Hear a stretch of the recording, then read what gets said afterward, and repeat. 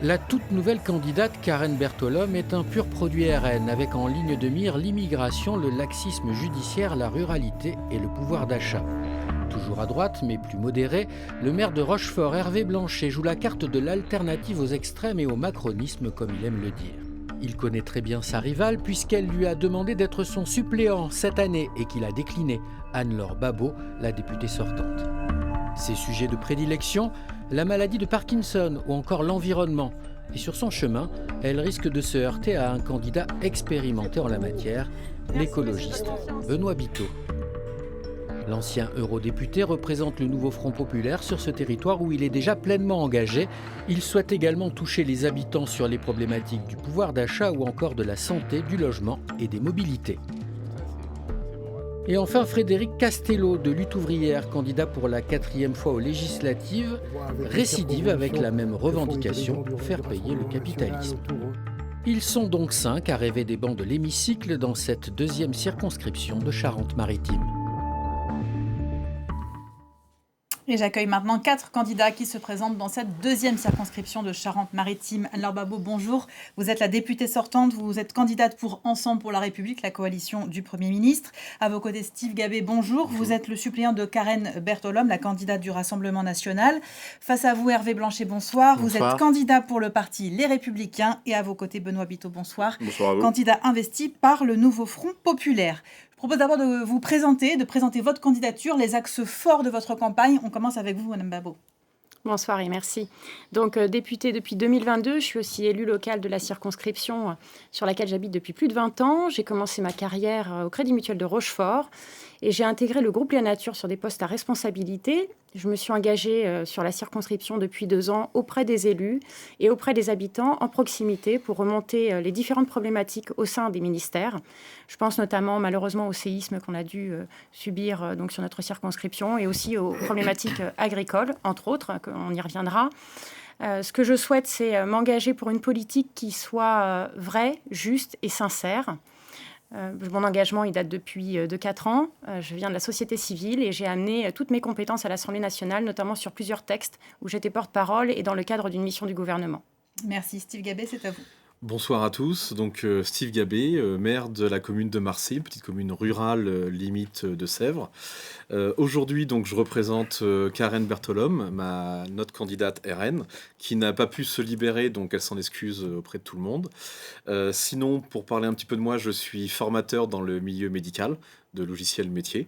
Et avant, je travaillais en CCAS sur tout ce qui était encadrement, aide à domicile et auxiliaire de vie. Merci. Monsieur Blanchet. Oui, bonsoir. Donc Hervé Blanchet, j'ai été conseiller régional pendant 12 ans. Je suis avocat de profession, toujours en activité. Je n'ai jamais arrêté mon activité depuis mes mandats.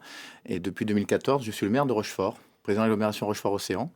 Et aujourd'hui, je suis un peu le candidat surprise de cette élection législative de la 2e circonscription. Et moi, je suis là pour apporter une alternative. Une alternative à l'extrême droite, une alternative à l'extrême gauche, une alternative à ceux qui ne veulent pas voter pour la majorité présidentielle. Donc je suis là pour apporter une expérience de terrain. Je crois l'avoir démontré depuis maintenant 12 ans et 10 ans à l'agglomération de Rochefort-Océan et en tant que maire de Rochefort. L'expérience de terrain au service des citoyens. Voilà. Merci. Monsieur Biteau, votre présentation. Alors moi je suis paysan, bio, agronome de formation en Charente-Maritime, inscrit dans une longue tradition familiale de polyculture, polyélevage, tournée vers la préservation des races et des variétés locales et anciennes, adaptées à notre territoire. Alors scientifique, ancien chercheur, mon parcours professionnel, notamment sur le marais Poitevin, qui fait partie de cette circonscription, sur les marais charentais, avant de devenir paysan moi-même, m'ont conduit à m'autoriser, je parle d'autorisation, à m'engager en politique, d'abord vice-président de la région Poitou-Charentes, ensuite conseiller régional de Nouvelle-Aquitaine et député européen à Bruxelles. Tant cet itinéraire de scientifique, de paysan, m'a conduit à identifier les solutions, des réponses à installer dans les politiques publiques pour sortir de la vilaine ornière dans laquelle on est enlisé sur les sujets de la souveraineté alimentaire, du revenu des paysans, mais aussi du climat, de la santé, de la biodiversité, pour lesquels nous avons véritablement rendez-vous avec l'histoire. Et moi j'entends, et c'est le sens de ma candidature, la détresse qui s'est exprimée lors de ce scrutin aux européennes. Et donc je veux essayer de traduire cette détresse en espoir par des alternatives à la Macronie. Merci beaucoup. Place au premier thème, on va regarder ce qu'il y a dans nos assiettes. Eh oui, l'agriculture, la souveraineté alimentaire, on en a beaucoup parlé juste avant cette dissolution, avec une loi d'orientation agricole qui n'a pas eu le temps d'aller au bout, une loi qui a tenté de répondre à la colère du monde rural et ses grandes manifestations de l'hiver, une loi qui a également beaucoup divisé au sein de l'hémicycle. Steve Gabet, vous avez des agriculteurs parmi vos administrés et dans votre conseil municipal. Rappelons que vous êtes donc maire d'une petite commune rurale. Quelles leçons vous retenez, vous, de cette crise agricole ? On a beaucoup parlé des accords de libre-échange qui amènent sur nos tables des produits exonérés des normes qu'on impose à nos agriculteurs. Exactement. Donc je pense que déjà tous autour de la table, on va s'accorder sur plus on va faire de l'alimentation sur notre territoire une priorité. Pour nous, le Rassemblement national, c'est une priorité nationale. Donc après, chacun va défendre un petit peu ses arguments sur l'alimentation. C'est vrai que pour nous, l'Europe, avec les traités de libre-échange, a détruit un petit peu la vie de nos agriculteurs, notre production et notre savoir-faire français. On est en train comment on pourrait dire, de détruire complètement en fait notre agriculture, de la brader, de faire une agriculture wish française. Au lieu en fait de la développer, de les soutenir. Vous parlez de souveraineté alimentaire, notamment. Souveraineté alimentaire, et c'est vraiment, je pense, comme Monsieur Biteau, parce que en la matière, je pense que c'est quand même son domaine, on tombera d'accord sur le fait de produire local, produire mieux, et d'avoir un salaire décent pour nos agriculteurs qui meurent tous les jours en essayant de faire vivre notre pays. Hervé Blanchet, ce qui a beaucoup divisé lors de ce débat sur la loi agricole, c'est de savoir ce qu'on met en premier. Est-ce que c'est l'impératif de produire ou est-ce que c'est l'impératif de protéger l'environnement ? Est-ce que c'est les bassines, les pesticides ou est-ce que c'est la qualité de l'air, les nappes phréatiques ? Vous êtes dans quel camp en fait ? C'est un peu de tout. Moi, je suis fils d'agriculteur.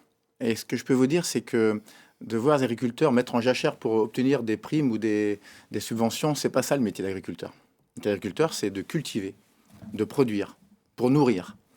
Et à ce titre, il y a des solutions. Et moi, ce qui me gêne aujourd'hui, c'est qu'on oppose des agriculteurs bio aux agriculteurs dits conventionnels, traditionnels. Il faut pas. Il y en a qui vont facilement dans les bio. J'ai un cousin au sud de la France qui est agriculteur bio. J'en ai un autre à Sainte-Soline, parce que je suis originaire de là-bas, des Deux-Sèvres, Sainte-Soline, qui lui est plus traditionnel. Mais tous ces agriculteurs traditionnels, ils ont beaucoup évolué. Aujourd'hui, le maïs irrigué, il était à 50 000 hectares à peu près en Charente-Maritime, on est passé à 20 000. Il y a un changement des pratiques, mais on ne peut pas les opposer. Je sais que M. Biteau est allé à Sainte-Soline. Moi, j'étais choqué de cette présence à Sainte-Soline. Moi, j'ai été heurté de la manière dont ça s'est passé dans mon village quasi natal, parce que c'est ma grand-mère maternelle qui habite Sainte-Soline. C'est un de mes oncles qui est aussi impliqué dans la réserve d'eau. Aujourd'hui, si la réserve d'eau n'avait pas été attaquée par des ultras, il y aurait une réserve disponible, avec de l'eau disponible, non seulement pour irriguer des céréales, mais du fourragère, de la fourragère, de la luzerne. On a des éleveurs aussi en Deux-Sèvres, on a des éleveurs aussi en Charente-Maritime. Donc la réserve d'eau, pour moi, c'est une bonne solution pour permettre une production à la hauteur de nos ambitions, de nourrir notre population, parce que c'est ça l'enjeu, on est tous d'accord, la souveraineté alimentaire. Donc ce sujet-là est important. Et après, de manière plus pratique, en tant que président d'agglomération, sur nos territoires, on travaille sur les projets alimentaires territoriaux. Le PAT, comme on dit, les circuits courts, on est tous attentifs à ça. Donc il y a un vrai changement de paradigme en la matière. Il faut faire confiance aux agriculteurs. C'est des nourrisseurs, pas des empoisonneurs.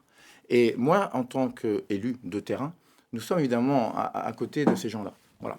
Allez, on va entendre Benoît Biteau. Votre position, Benoît Biteau, on la connaît un petit peu, vous l'avez rappelé en présentation. Ce que vous reprochent beaucoup de représentants du monde agricole, c'est finalement de ne défendre qu'une vision un petit peu minoritaire de l'agriculture, de vous enfermer dans une niche agrobiologique. Pas du tout une niche. Je l'ai dit dans ma présentation, si je m'autorise, et je parle d'autorisation, à faire de la politique et à essayer de conduire des logiques dans ces politiques publiques, c'est que je pense qu'on peut trouver un chemin, grâce aux politiques publiques, qui permettent à tout le monde de s'y retrouver. Effectivement, il va falloir cesser d'opposer l'écologie et l'économie. En vérité, quand on y regarde de près, les centres de gestion sont là pour nous donner des indications.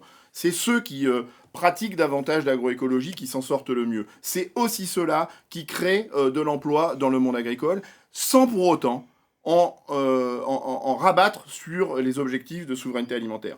On n'est plus sur une agriculture d'il y a 40 ou 50 ans où quand on n'utilisait plus de pesticides, on produisait moins. Aujourd'hui, on a des études scientifiques qui font la démonstration que quand on pratique l'agronomie, on produit autant, avec des coûts de production plus faibles, et dans une approche globale, dans des logiques qui préservent le climat, qui préservent la santé et qui préservent la D'un biodiversité. mot sur l'accès à l'eau. Tout le Mais monde sur en l'accès- rêve de ça. Et sur l'accès à l'eau, moi je suis très à l'aise. Mais bien sûr, et je suis très à l'aise sur ce sujet-là parce que il faut sortir de ces caricatures manichéennes où on voudrait me faire passer pour un anti-irrigation. Et j'ai laissé derrière moi, dans toute ma carrière de fonctionnaire, dans toute ma carrière d'élu, les preuves que je n'ai jamais été contre l'irrigation. Notamment un règlement d'intervention voté en octobre 2011 en région Poitou-Charentes qui prévoit même de financer, Benoît mais Biteau. si, de financer des bassines avec le concours de 100% d'argent public pour garantir une gestion publique de l'eau. Ce que nous demandons, Vous êtes pour les c'est bassines, d'abord...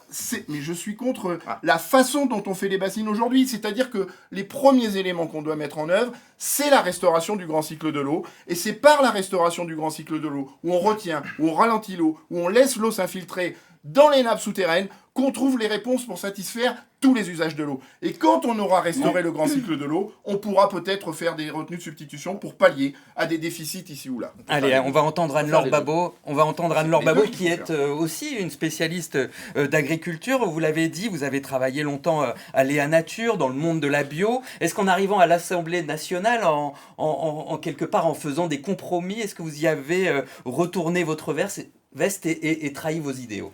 Alors, j'ai pas retourné ma veste, mais il est sûr que je me suis aperçue que les idées que je pouvais porter avant étaient trop radicales, irréalistes, et qu'aujourd'hui, j'ai une vision plus exhaustive du monde agricole.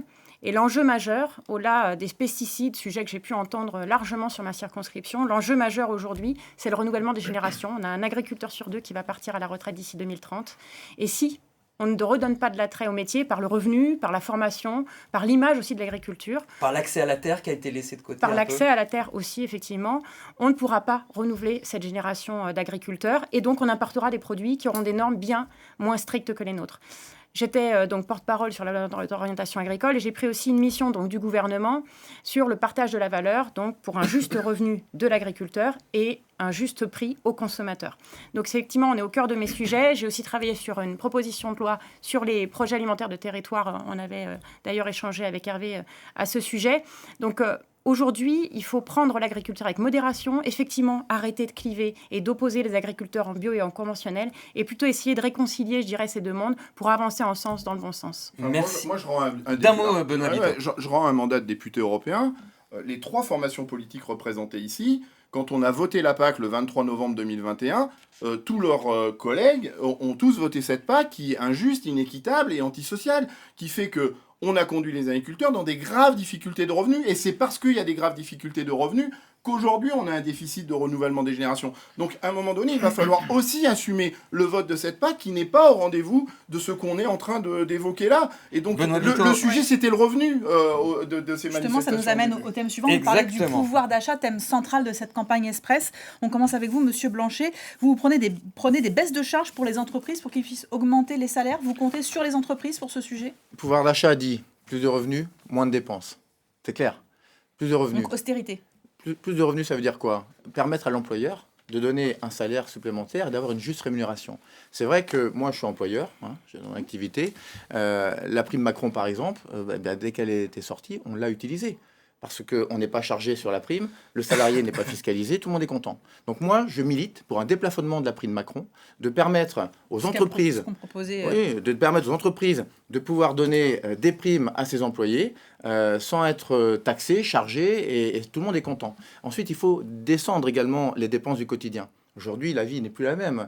On a un téléphone portable, un accès à Internet, des abonnements à pu en finir. Et donc, ça met une charge supplémentaire au quotidien des gens. Donc, il faut aussi l'énergie dans les logements modifier, en tout cas réduire le plus possible ces charges de consommation d'électricité, de gaz. Donc là, il y a un rôle à jouer. Je sais que les députés républicains ont réussi aussi à intervenir sur le quotidien des Français via la fiscalité sur les carburants, où il y a eu des baisses de la fiscalité. Et moi, ce que je veux dire, dans le programme de l'extrême gauche, j'ai du Front populaire. Va doucement quand même. Bah, Tu sais très bien que je suis pas d'extrême gauche. Le Mélenchon rassemblement, et l'extrême gauche. le Oui, rassemblement. mais moi je suis pas Mélenchon, je suis Benoît Biteau, je suis candidat sur la seconde mais vous voulez tous Candidat Mélenchon comme mélenchoniste. Premier ministre. Non, ça c'est absolument faux. Enfin, en tout cas, le rassemblement Non, je peux pas aujourd'hui, dire ça, il je peux pas réunit dire ça. Ce des sera le cas. antisémites, un bien classé sûr que non. fiché Attends, S. les Bon. antisémites, ils sont pas condamnés. donc, calmez-vous. Voilà. Ce que je veux dire, Ils c'est vont que dans le programme du Front populaire, il y a, sauf erreur de ma part, la volonté de mettre 10% de l'augmentation de l'indice des fonctionnaires, du point d'indice des fonctionnaires. Et si ça c'est fait, le pouvoir d'achat des Français, il va fortement diminuer, je veux le dire, notamment des classes moyennes, qu'on ne parle pas. Parce que vouloir taxer les riches et donner à ceux qui ont moins et les classes moyennes, on n'en parle pas. 10% du point d'indice sur le territoire, l'agglomération de Rochefort-Océan par exemple, c'est 1 300 000 € de plus de salaire. La ville de Rochefort, 1 200 000 €. Il faudrait que j'augmente de 32% la fiscalité de l'agglomération, 7% de la Justement. ville pour pallier à ça. On va écouter M. Voilà. Biteau sur Et ces ça, mesures c'est qui ont la taxe été foncière. annoncées par le Front populaire. Il y en a plusieurs. Il y a aussi la hausse de l'APL, le SMIC qui augmente de 14%. Benoît Biteau, on va payer plus d'impôts pour financer ces mesures. C'est ce que dit le nouveau Front populaire. Ce choc fiscal, il concerne qui? Alors, on va payer les impôts différemment. C'est quand même pas une petite nuance par rapport à plus ou moins d'impôts. On va payer les impôts différemment de manière à rétablir une justice fiscale dans la façon de prélever chez les citoyens français. Aujourd'hui, le constat est terrible. 16% des Français déclarent ne pas avoir assez à manger. On parle d'un besoin vital. Tout ça en raison d'un manque de pouvoir d'achat. Et donc, il va falloir desserrer les taux fiscaux sur les tranches des revenus les plus modestes et ensuite avoir l'audace, le courage d'aller... Mais non, je parle de ceux qui sont imposables aujourd'hui, Hervé. De ceux qui sont imposables aujourd'hui et pour qui la pression fiscale est trop lourde. Ceux qui paieront moins Et- d'impôts, c'est ceux qui touchent moins de 4 000 €. Par, C'est par- par foyer par- ou c'est par par part? part fiscale. Et donc, ça ouvre quand même un champ de libération du pouvoir d'achat, mais surtout pour financer, parce que beaucoup ont beaucoup de mesures, mais elles ne sont pas financées. La force de notre programme, et tout le monde le dit, c'est que nous avons des économistes qui nous disent que ce programme est parfaitement cohérent. C'est l'augmentation Et il est cohérent, des prix Nobel quand même d'économie, cohérent parce qu'on va chercher l'argent où il faut aller le chercher. Et quand on a les plus riches, qui ne sont concernés que par 2% de fiscalité, c'est-à-dire moins que la première tranche d'impôt, on voit bien que là, il y a une inégalité, une injustice contre laquelle il va falloir agir. Madame Babo, qu'est-ce que vous ferez de plus si vous êtes réélue sur cette question du pouvoir d'achat? Alors déjà, il faut resituer un peu le débat. Le pouvoir d'achat, il a augmenté de plus de 26% sur les 24 dernières années. Donc même si ces dernières années ont été difficiles par rapport à la crise du Covid et à la guerre en Ukraine, où effectivement il y a eu un réel impact, notamment sur les produits alimentaires et l'électricité, on a quand même une amélioration du pouvoir d'achat sur les 24 dernières années. On a aussi le taux d'inflation le plus bas d'Europe, grâce aux mesures du gouvernement. Et on a enfin le prix de l'électricité le plus bas, malgré ce qu'on peut entendre. Donc voilà, reposons un petit peu le cadre. Après, dans les mesures, moi je pense que le pouvoir d'achat repose sur la souveraineté alimentaire, énergétique, industrielle. Plus on sera souverain et autonome, plus on maîtrisera nos coûts de production et donc les prix aux consommateurs. Elle passe par plus de travail. Le travail doit être plus rémunéré, évidemment. Et enfin, elle passe aussi par la protection de nos entreprises de territoire. Et là, concrètement, par rapport au Front populaire qui veut augmenter le SMIC, passer à 32 heures avec 6 semaines de congé, on tuera un sixième de nos emplois. Steve Enfin, Gabet, en Espagne, on a augmenté le SMIC de 47% en 5 ans. Et donc, ça a relancé la consommation. Et donc, ça a permis de tenir un taux de croissance en Espagne de 2,5% contre 1,40% en France. Donc, Et on voit bien que combien quand on on a tué de soutient le PME? revenu, On a tué combien de PME pour ça? 47% en 5 ans. Combien Mais oui, on a tué de PME pour ça? Mais on n'a pas tué de PME en Espagne. Enfin, c'est on va laisser ridicule de dire ça. laisser parler M. Gabet sur cette question. Les propositions du RN sur le pouvoir d'achat, elles ont pas mal évolué ces derniers jours. Qu'est-ce qu'il en reste aujourd'hui? Alors, il en reste toujours donc l'augmentation des 10% avec le gel des charges patronales. Donc après, on va me dire comment on le finance, comment on fait ci, comment on fait ça. Ou pareil sur la baisse immédiate de la TVA sur les énergies. Ça, vous pourrez le faire? On pourra le faire. Après, on va toujours nous dire, oui, c'est pas viable, vous ne pourrez pas le financer. Bon, la minorité présidentielle arrête pas de nous dire, oui, c'est bien, on se développe. Mais réellement, qu'est-ce qui a été fait ? Je suis comme tout le monde, je paye mes factures d'électricité, ma nourriture. On me dit que je gagne du pouvoir d'achat, pourtant mon caddie est de plus en plus vide. Donc il faut peut-être aussi arrêter de prendre les Français pour des cons.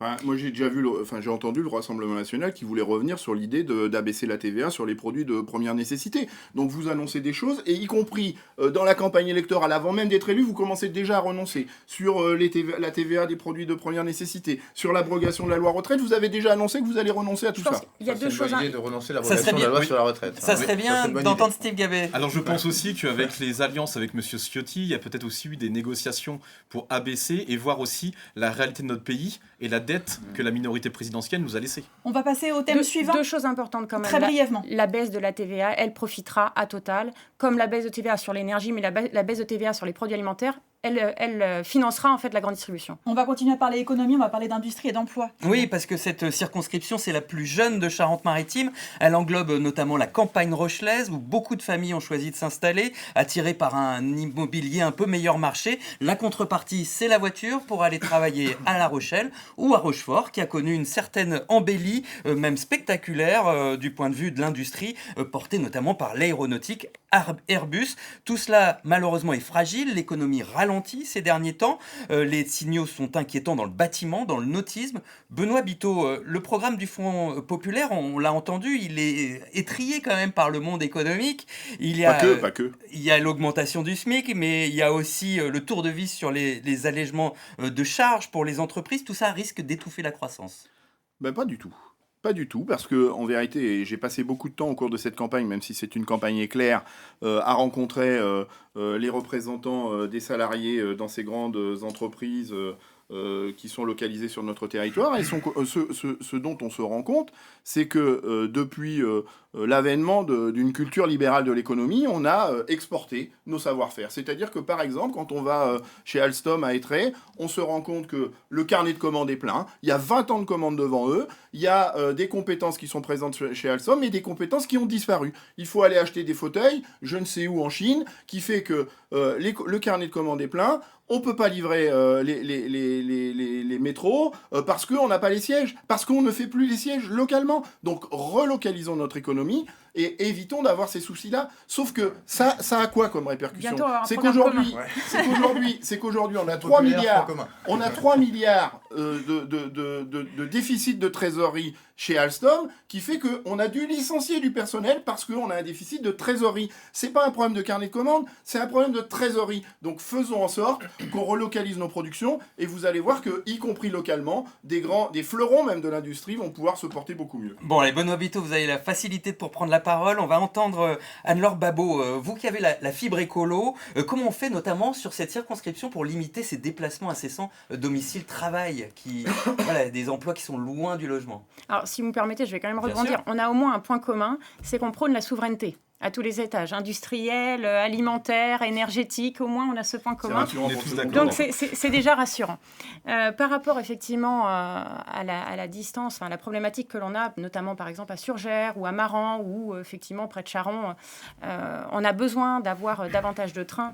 Et j'avais œuvré justement auprès du ministre des Transports pour avoir un arrêt de gare à Maran. Donc je continuerai à appuyer sur ce sujet qui est essentiel pour le nord du département. Il y a la SNCF qui est dure à convaincre. Voilà, c'est effectivement, tout le monde n'est pas convaincu, mais en tout cas, il va falloir avancer sur ce sujet-là. Et aussi, il faut régler la problématique du logement. Donc, il faut qu'aujourd'hui, nos concitoyens puissent se loger aussi sur la côte, près de l'emploi. Et il y a la question de la régulation, notamment du Airbnb, qui est un vrai sujet. Qui a été abandonné à cause de la dissolution de l'Assemblée nationale. Steve Gabet, vous reviendra. vous l'avez rappelé, formateur dans le monde médico-social. Vous venez du monde du social. Oui. Votre vision sociale, elle s'arrête aussi voilà, quand les entreprises voient leurs intérêts un peu limités par la hausse du SMIC, par exemple. Bah alors, si on parle de la hausse du SMIC, pour revenir à Madame Babot, oui, si demain le Front populaire passe et augmente le SMIC, c'est une casse des PME, PMI. Tous les petits patrons ont peur de ça. Donc, c'est financé? Si c'est financé, oui, avec une par caisse, un avec une caisse temporaire, Financé et après financé par nos propres deniers.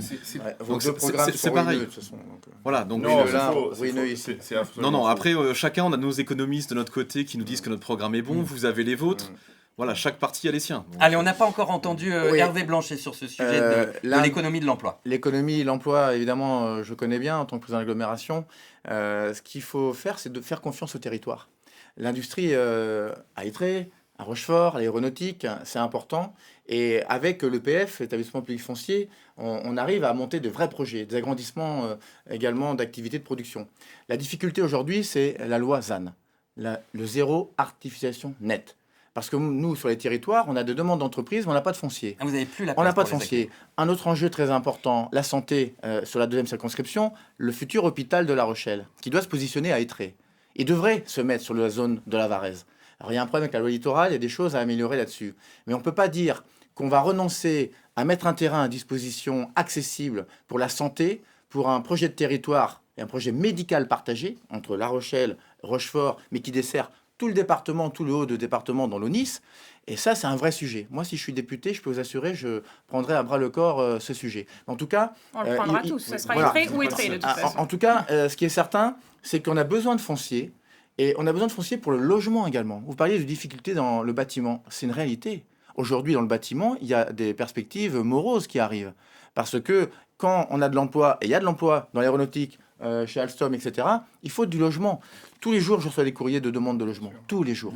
Et on ne Pour peut plus ça, s'étendre. mais pour ça, il faut Les communes également... ne peuvent plus Il nous c'est reste bon. un tour de table, messieurs. Il faut qu'il y ait des offres, en tout cas des possibilités au privé de construire avec une défiscalisation pour engager des logements Merci. outre les bailleurs Le sociaux. message est passé Outre à les Hervé bailleurs Blanchet. sociaux. Il faudra veiller, Hervé, sur l'hôpital d'Étré quand même, à ne pas dépouiller l'hôpital de Rochefort. Tu es maire Mais non, de mais il ne sera Rochefort pas et je dépouillé. sais... et je C'est sais- un Non, mais projet c'est- médical c'est un partagé. projet. Il n'y a pas de raison. C'est C'est vrai vrai qu'on qu'on parle- va on jouer va- les deux. On va faire un Aucun dernier souci. tour de table pour parler des enjeux politiques. Je pense que vous avez chacun envie de vous exprimer sur ce contexte exceptionnel. Ma première question, elle est pour vous deux, Madame Babot et Monsieur Blanchet. Monsieur Blanchet, vous avez refusé d'être le suppléant de Madame Babot pour ces élections. Si aucun de vous deux n'est qualifié dimanche soir, ce sera la faute de qui? Bah d'Hervé, évidemment. Ah, ils vont tous dire que c'est ma faute. Moi, je sais les Alors, choses. donc, alors là. répondez, je vous en prie. Donc, Mon analyse est très simple. Il y a des gens qui ne veulent pas de l'extrême droite. Des gens qui ne veulent pas de l'extrême gauche. Parce que je suis désolé, Arrête de dire Benoît que c'est l'extrême Biteau, gauche. ça se rassemble avec l'extrême gauche. c'est toujours. Personne un ne point veut de pas vue. Mélenchon. Et il y a des gens qui ne L'extrême veulent pas présidentiel de la aussi. majorité Je ne présidentielle. suis pas Mélenchon. Donc je voilà. suis cette alternative-là. Ensuite, on verra au deuxième tour qui y sera. Et puis, moi, je souhaite que Anne-Laure ou moi, on y soit, bien évidemment, parce que je pense qu'on représente la raison. On représente des choses concrètes, pas des programmes ruineux. Votre raison. De dire Non, qu'on va abroger- LR sont morts de dire depuis qu'on des va années. La abroger modération, la il a loi sur la retraite, mais c'est pas entendable. C'est pas entendable. Qui y croit à ça? La preuve, le RN revient déjà en arrière. Mais c'est pas possible. Nous, On nous revient sommes sur des le temps gens d'application, raisonnables, pas sur le. de projets et concrets. Steve Gabin, une question pour vous. On entend beaucoup les candidats RN parler de la politique de M. Bardella, de ses propositions, très peu des dossiers locaux. C'est une stratégie que vous assumez? Oui. Alors expliquez-nous Alors, pourquoi on ne vous entend pas sur des sujets précis. précis. Voilà. Qu'on n'a jamais vu, Alors, pas entendu. comme- qui est comme je l'ai- inexistante comme- sur voilà. les affiches. pas Comme qui je c'est. l'ai déjà expliqué, On a c'est un vrai super qu'avec suppléant. la rapidité, C'est pas lui qui a c'est vrai que fallu. quand on a un travail parmi nous On a trois, tous un travail. Oui. Pas moi, en plus, tout cas. plus- Laissez plus ou répondre moins. M. Gabé. Tout le monde n'a pas un travail ici. Alors, un travail, elle avait déjà incarné, Enfin, donc, c'est un comme on dit, mandat national. elle a hein. besoin. À un moment donné, il faut se donner les même moyens. pour un mandat national, dans l'urgence, elle commence à devenir disponible. Mais quand on a pris des engagements, la priorité, c'est d'assumer ces engagements. Mais pourquoi tous les candidats RN parlent plutôt de la politique de M. Bardella et pas de ce qui les concerne dans leur circonscription? Parce qu'ils préfèrent aussi parler d'un point de vue national sur ce qu'ils vont faire nationalement. Quand on aura la majorité, on va avoir un programme national et chaque député va s'occuper après de sa circonscription et des problèmes. L'hôpital d'Étré, on l'a déjà en vue. On a pareil pour tout ce qui est agricole ou autre, on est d'accord. Là aujourd'hui sur le plateau, sur les sujets qu'on a débattus, je dirais dans le fond, on est tous d'accord sur la souveraineté. Je dis Ah, c'est le tous. seul point commun. hein. Voilà, sur la souveraineté, c'est déjà un bon point commun. Après, là, quand on voit la dissolution, le chaos qui existait avant, le chaos qui est maintenant, au bout d'un moment, bon, faut savoir ce qu'on veut. Tout le monde dit l'extrême droite, l'extrême du côté droit, il n'y a plus. À gauche, je veux bien, mais pas à droite. C'est le Conseil d'État qui a dit que le Rassemblement national était un parti d'extrême droite. Oui, ce serait peut-être bien qu'ils revoient leurs fiches aussi. Monsieur Biteau, comment est-ce que vous allez garantir aux électeurs que le nouveau Front populaire n'offrira pas le même spectacle à l'Assemblée nationale que la NUPES? Bon, Ils feront pareil. Pourquoi? Mais je peux répondre. Alors déjà, je vais répondre sur M. Bardella. Moi, il s'avère que j'étais député européen et que j'ai côtoyé M. Bardella.